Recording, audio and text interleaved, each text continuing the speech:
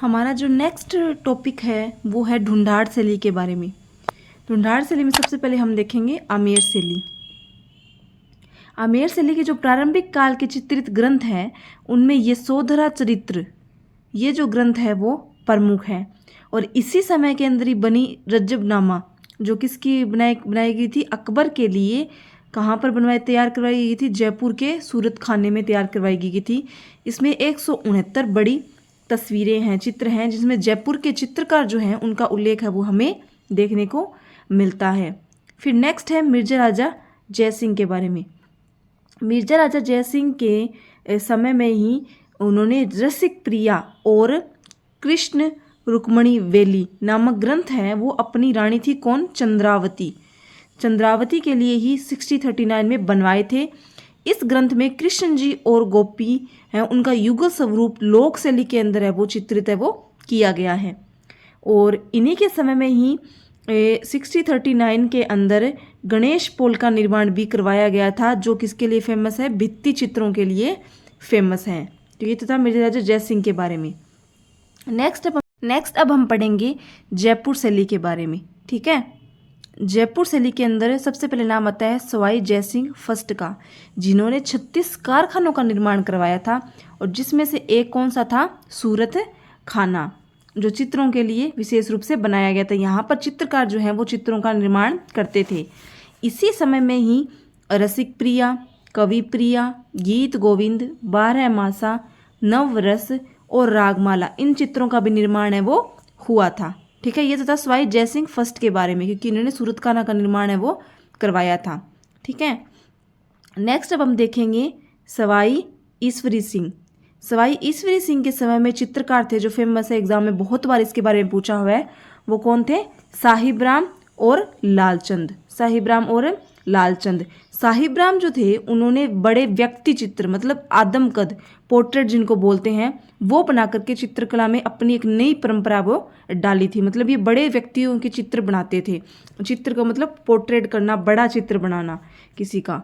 और लालचंद जो थे उन्होंने जानवरों की लड़ाइयों के भी अनेक चित्र है वो इन्होंने बनवाए थे। तो ये दोनों चित्रकार थे किसके समय, सवाई ईश्वरी सिंह के समय में। नेक्स्ट है सवाई माधो सिंह फर्स्ट। इनके समय कलाकारों ने क्या किया, रंगों को नए भर करके मोती, लाख और लकड़ी की जो मणियां हैं उनको चिपका करके रीतिकालीन अलंकारिक मणिकुट्टिम प्रवृत्ति है उसको बढ़ावा दिया था। कौन सी प्रवृत्ति को, मणिकुट्टिम प्रवृत्ति को। सवाई माधो सिंह फर्स्ट के समय में ही गलता के मंदिर, ठीक है, सिसोदिया रानी के महल, पुंडरीक की हवेली, चंद्र महल, इनमें कलात्मक भित्ति चित्रण है वो हुआ है। ठीक है, और लाल चितेरा वो इनके प्रमुख चित्रकार भी रहे हैं। किनके, महाराजा सवाई ईश्वरी सिंह और महाराजा सवाई माधो सिंह के समय के ये प्रमुख चित्रकार थे लाल चितेरा। ठीक है, ये तो इनके बारे में हो गया। नेक्स्ट है सवाई प्रताप सिंह। सवाई प्रताप सिंह के समय जो चित्रकार मेन रहे हैं ये इंपॉर्टेंट है, राम सेवक, गोपाल, हुक्मा, चिमना, शालिग्राम और लक्ष्मण। ठीक है, इनके बारे में हुआ है। इनके समय में जो राधा कृष्ण जी की लीलाओं, नायिका भेद, राग रागिनी, 12 मासा आदि का चित्रण है वो सबसे ज़्यादा इनमें हुआ है। ठीक है, फिर आता है नेक्स्ट महाराजा सवाई राम सिंह।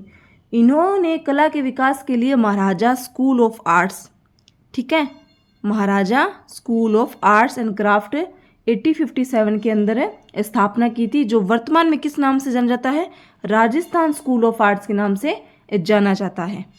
ठीक है, इसके बारे में और एक नेक्स्ट इंपॉर्टेंट बात यह है कि भित्ति चित्रण करने की एक विशेष पद्धति भी है जिनके कुछ अलग अलग नाम दिए हुए हैं, जिनमें स्थानीय भाषा में उनको क्या नाम है, एक तो है आला गीला, ठीक है, एक है अराइस, ठीक है, और एक है मोराकसी। ये इनके स्थानीय नाम है, भित्ति चित्रण के जो विशेष नाम है। तो ये नाम इंपॉर्टेंट लगे, क्वेश्चन पूछ सकते हैं कि ये नाम कौन सी शैली से संबंधित है चित्रकला की, तो ये भी अपने आप में इंपॉर्टेंट क्वेश्चन है वो बनता है। ठीक है, इस पत्ती में क्या किया जाता है कि चुनने के तैयार जो पलस्तर होते हैं उसको घोट करके चिकना कर लिया जाता है और फिर इस पर है वो चित्रण है वो किया जाता है। राजस्थान में सर्वप्रथम जो आला गीला पत्ती जो है, ये आला गीला पत्ती, उसका प्रारंभ जो है वो कहाँ से हुआ है, आमेर से। ठीक है, आमेर में हुआ है, जो कछवाहा मुगल संबंधों के प्रभाव का भी एक परिणाम था।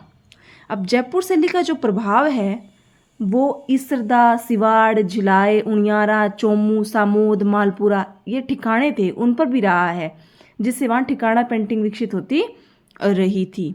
इसके अलावा ये एग्जाम में क्वेश्चन पूछा हुआ है, उनियारा शैली है उसके चित्रकार कौन कौन है?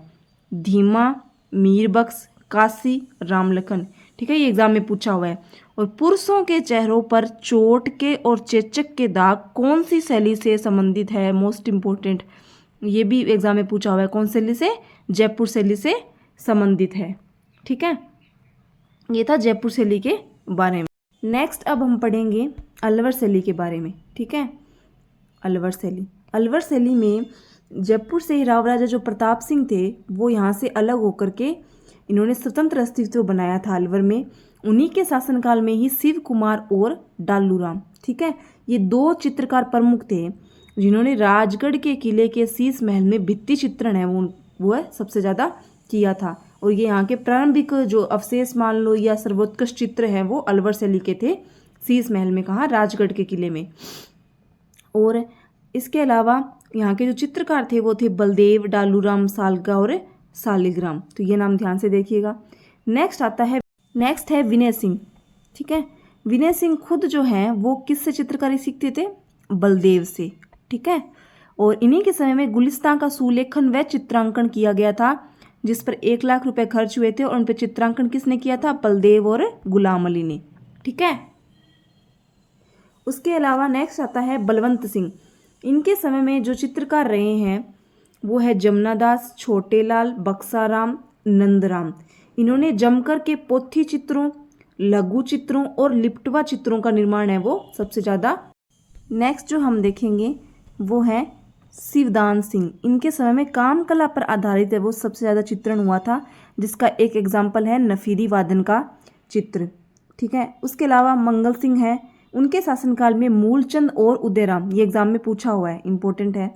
मूल सिंह और उदयराम ने विशेषतः हाथी दांत के जो फलक होते हैं उन पे सूक्ष्म चित्रण है वो किया था। और फिर नेक्स्ट है महाराजा जय सिंह। इनके काल के अंदर राम गोपाल, राम प्रसाद, जगमोहन, राम सहाय, नेपालिया जैसे कलाकारों ने अलवर की शैली को अंतिम समय तक है वो जीवित रखा था। नेक्स्ट है कि जो अलवर की जो शैली है उसमें ईरानी, मुगल, राजस्थानी, ठीक है, और जयपुर शैली का आश्चर्यजनक एक संतुलित जो कोऑर्डिनेशन है, समन्वय है, वो हमें देखने को मिलता है। इस चित्र शैली के अंदर पुरुषों के जो मुख की आकृति है वो आम की शक्ल की बनाई गई है। स्त्रियों के जो कद है कुछ ठिगने रखे गए हैं, उठी हुई वेनियां हैं, अत्यंत परिश्रम से बनाए गए अंग प्रत्यंग अलवर शैली की अपने आप में एक विशेषता रही है। ठीक है, उसके अलावा वेश्याओं के चित्र केवल अलवर शैली में ही बने हैं, तो ये बात इंपॉर्टेंट है। ठीक है, सुंदर बेलबुंटों वाली वसलियों का निर्माण भी अलवर शैली की अपने आप की निजी विशेषता है। तो ये इंपॉर्टेंट विशेषता है अलवर शैली को, जो इसे और जो अन्य शैलियां हैं उसे अपने आप में से अलग भी करती हैं। ठीक है, और इनके जो विशेषता रही है वो है राजपूती वैभव, कृष्ण लीला, राम लीला, राग रागिनी, ये भी इनके चित्रों का आधार है वो रहा है। तो आई होप आपको ये वीडियो अच्छी लगी हो तो प्लीज़ इसको लाइक शेयर कीजिएगा। कुछ सजेशन हो आपके तो comment down below, most welcome. मैं कोशिश करूँगी उसमें सुधार करने की या कुछ न्यू ऐड करने की।